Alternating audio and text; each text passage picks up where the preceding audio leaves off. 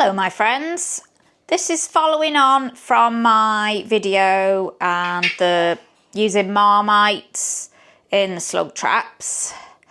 Well, obviously it's irresistible to my dogs. They're trying everything that they can to take the tops off the slug traps and lick out what's inside.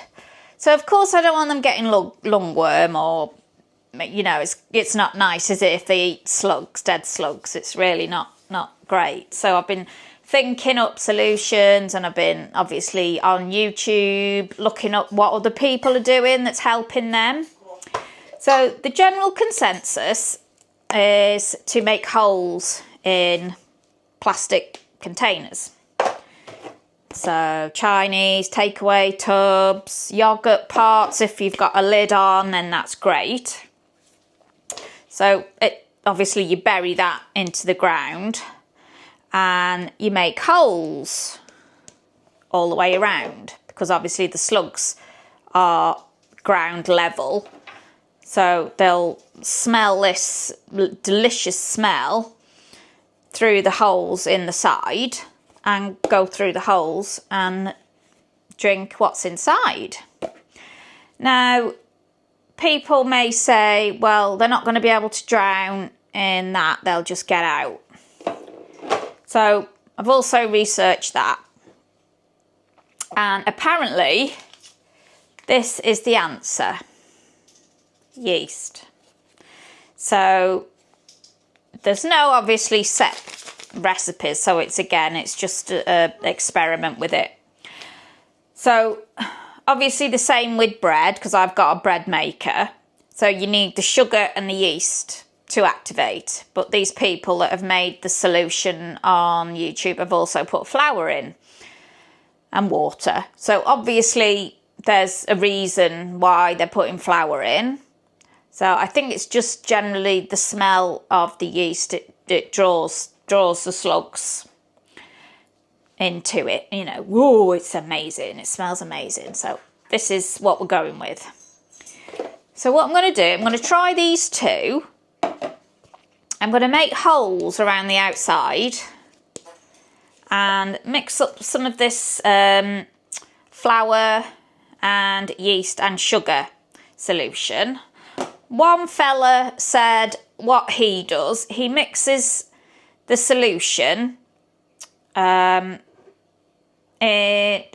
it's in powder form, and he mixes it all together, shakes it all up, and then just uses a teaspoon at a time and adds the water like that. I would imagine it's going to be quite difficult with that amount of yeast in a container. So I'm going to have to think about what's the best way that I'm going to be able to mix it. They say a cup of flour.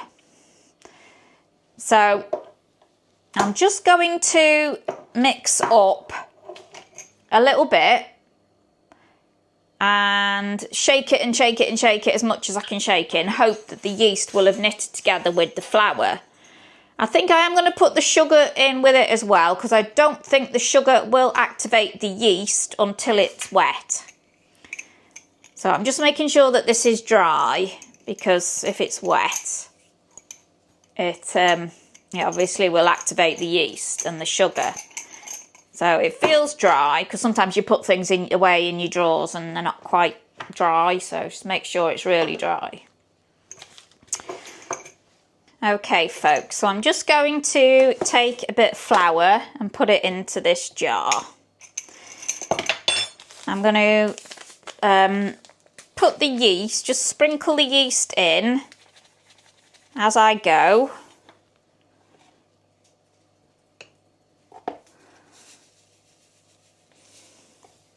Now let me just say, this may be right, it may be wrong. But I'm just going for this because it's hopefully going to be the best way to mix it up.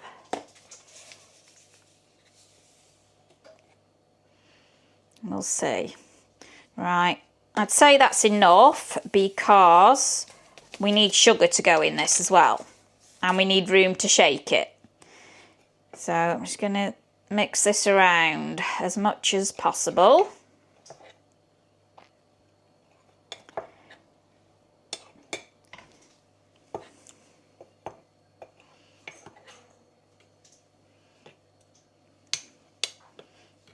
some sugar. I'd probably say a tablespoon maybe.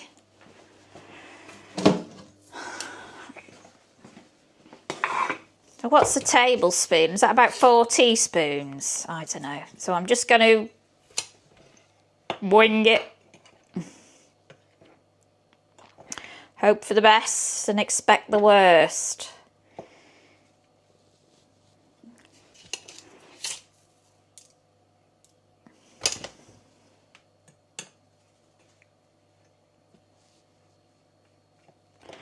Probably would be better in a bigger bowl in hindsight.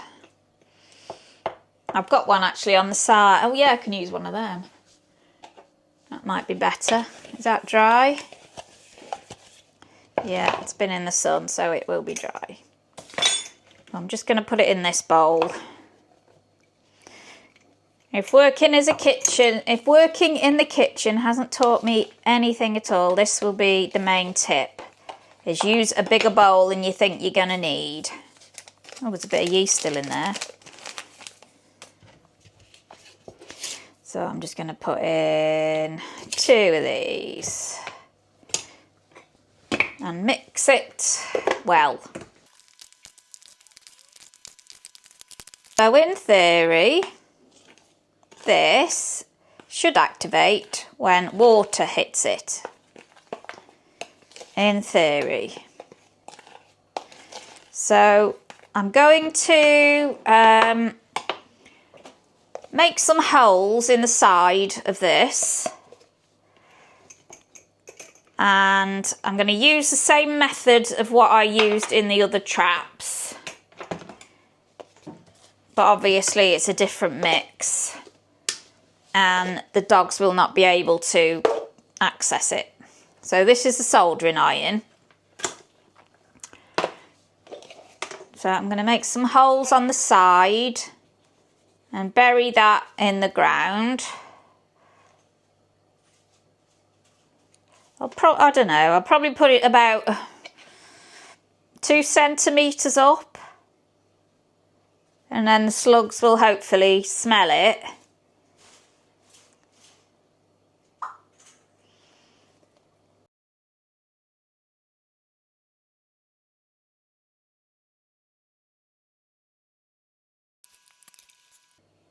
I'll just make them a little bit bigger because I noticed some horrible massive ones. Well, they weren't massive, but they were bigger. So I'm guessing that the bigger ones will be above ground and the smaller ones will have just hatched from eggs. Right, so we'll do this. This is only a test run, you guys. So you can see all my holes. And this has cost me nothing. The yeast and the flour will have cost me more, of course. So they said, I'm going to put that in here just to keep it safe.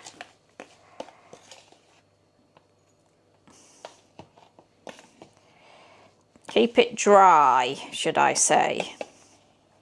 So that's sugar, flour and a packet of yeast. Now the yeast packets are quite cheap. I think they're about 69p for 4. Is it 4 or 5? I can't remember. In Lidl. So they're cheap enough and it's convenient and it saves measuring it and all that. So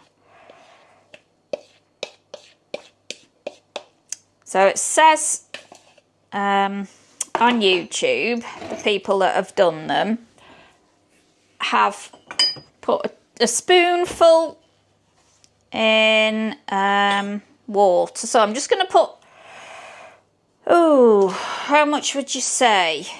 If I mix up a cupful, and we'll go from there. Actually, thinking about it, half a cup, because if this works the same as when you're making bread, it's going to rise, isn't it? So I'm just putting that in. So there's half a cup of water there and a spoon, dessert spoon, that size of the mix. So I am going to keep shaking that up just to make sure that it's all mixed together nicely. So this is just going to ferment. Mix it up well. It'll probably mix better with a fork, actually. I have actually got a little whisk. It's my daughter's. So I use this.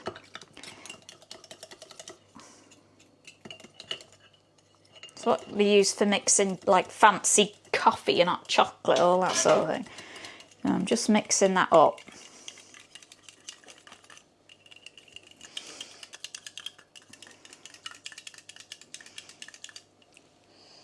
It doesn't really smell of a lot. It smells a bit bready, but nothing amazing. I'm going to leave that and we'll come back to it. And then we'll think about finding somewhere in the garden for it. So what I've done here, I've buried that in the ground so I can make sure it's level with the ground, and it will just go straight back in there. I haven't put any holes in that one yet. The other one is just there, and I've done the same with that. So it should be nicely buried, but also visible for me to be able to empty it without having to hide it with a massive cobblestone.